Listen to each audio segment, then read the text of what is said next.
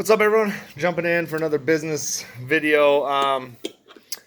Albert had asked me to speak about cost markups, cost prices, and differences between small business and like big corporate businesses on cost basis of merchandise for retail and resell.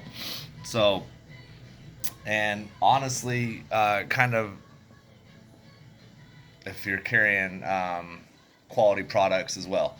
So, first off, for me personally, I carry like New Era, 47 brand, a lot of sports stuff that, as many of you know, is usually has a higher cost, and that goes for me and you for retail, and for the customer.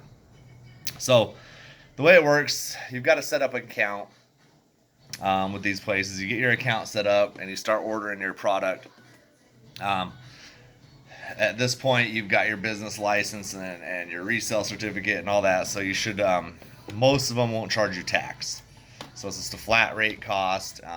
Depending on the company, they'll either charge you shipping or they'll say it's free shipping, but they probably kind of put it into the cost of the product you're getting. So for me, just to make it easy, let's say we've got a fitted hat that costs you walk into my store and you see it says $40 and you're like, oh my gosh, it's so expensive, can you cut me a break, why not, da, da, da, da.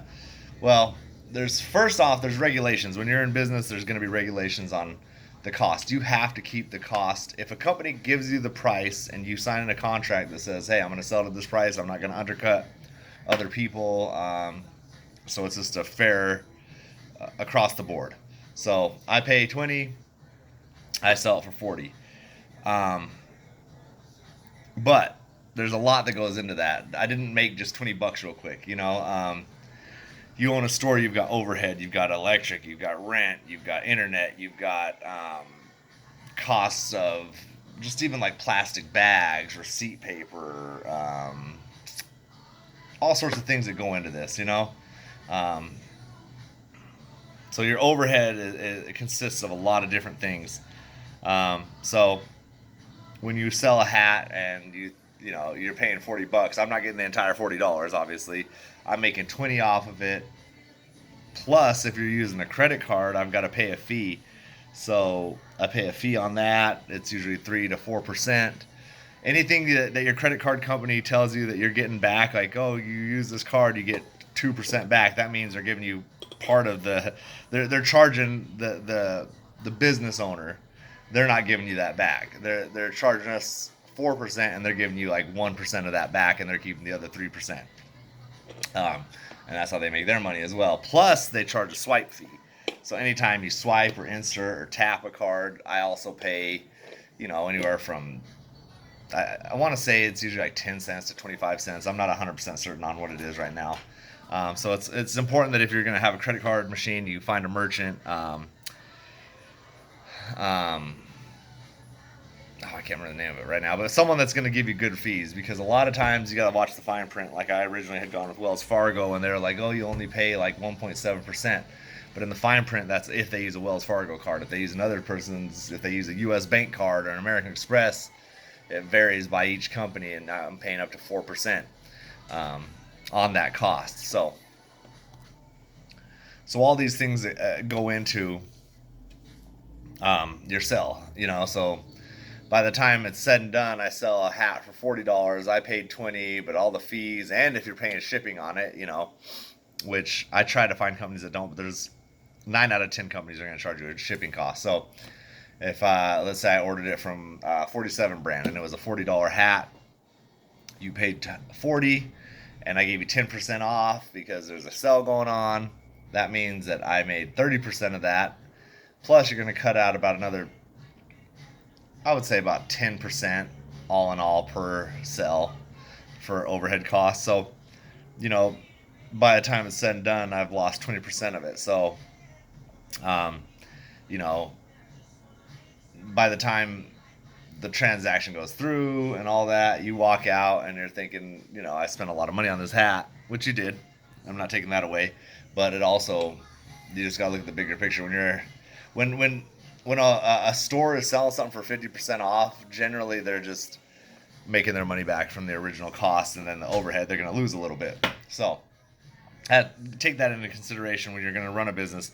Now, there is some places that you order the product, and let's say it's a $10 item, a $10 shirt you order, and they don't mark any price on it. You can sell it for what you want.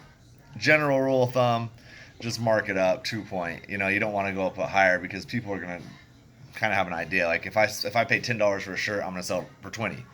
I'm not going to try to sell it for 30. You might go a dollar or two up, like if you want to. I don't. I personally think it's just 2 point. That's it. You know, so if I pay 15, I'm gonna charge 30. But there is some people that'll order a $10 shirt and they'll try to sell it for 30, and then they're wondering why they can't sell their product. You just got to get rid of it, you know. And then now that goes for us little guys. There is corporate big companies that are spending millions and millions of dollars, and they're getting a percentage off because of bulk ordering. So that's why, in comparison, like someone like my store compared to like NFL Shop that's selling millions of units, and I'm selling like 10 units, that's why sometimes they can mark it down. Like when I was into shoes, I've kind of cut back on shoes just because of that very reason. A pair of Nikes were costing me 50, and in Nike you have to have a contract, or any company like that, and you can't go under the cost. So they want you to charge 120, you're charging 120. But then you go online and look at someone online selling the same shoe that you paid $50 for. They're selling it for like $55 plus free shipping or something like that. So it's because they're buying in such bulk that they're getting a discount on it. So consider that, you know, if you're buying local and you can't figure out why they can't match prices of a big corporate store or an online store, that's the reasoning why. So when you're on this side of the business, when you're the owner, you got to take that into consideration as well. Like, I'm not going to be able to match those prices. Don't even stress yourself out with it because you just can't. It's impossible to match. I tried in the beginning to match prices, and by the time it was said and done at the end of the year, I'm looking at, you know, a hat I paid $10 for. I made my $10 back in like $1. And when you don't own a business, you might say, well, you made $1. At least you made a dollar or two. A dollar or two, it ain't going to get you nothing. You have to make the profit off of your products. Now, if you've had something sitting for a couple years, then yeah, get rid of it. A year and you're just trying to flip it, yeah, get rid of it. I've taken losses on plenty of things after I've had them for a lot of times. There's been things that I've had, you know, like shoes, like Pumas. I paid like $36, $40 a pair, and I'm selling them for $10 just to get them out of here and try to reinvest my money into another product that's going to sell and kind of counter that. But that's what I got for that, man. The cost of goods, it's definitely going to vary. So, you know, that's why you can go to like an NFL Shop and see things constantly on sale. But you go into a local store like this that's, you know, lucky enough and blessed enough to have been able to get contracts with the NFL and that. But and for their perspective, I understand it too. Like I can't go and undercut NFL Shop, or, you know, because then I would. They would say, oh, okay, NFL Shop's jerseys are $100 right now. Well, I'll sell you this one for 90.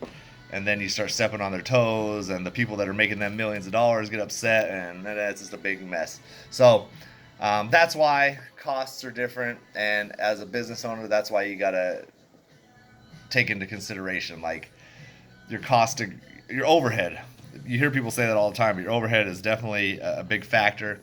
Now, the goal is to be able to make enough money to start purchasing stuff like that, but you're restricted when you own a business as well. So like for me, I sell NFL and baseball and NCAA, all that stuff. I'm restricted to just sell online. So a lot of people are like, why don't you just sell stuff online? There's loopholes you can get through. You know, you can have an online store, but for the most part, I can't sell my stuff online because, again, you got people that are making tons and tons of money for the distributor, and they don't want to step on their toes by letting you sell online, and that's why.